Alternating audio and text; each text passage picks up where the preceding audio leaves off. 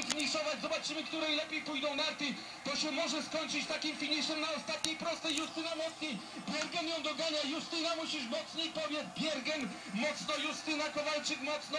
Która z nich za chwilę dojdą do wirażu? Będzie wiraż, będzie ostatnia prosta. Tak jak mówiłem, na tych ostatnich 80 metrach wszystko się będzie rozstrzygało. Justyna Kowalczyk, Polka przed Norweżką. Obie śmiertelnie zmęczone. Justyna jeszcze tylko 90 metrów. Wyjście na prostą.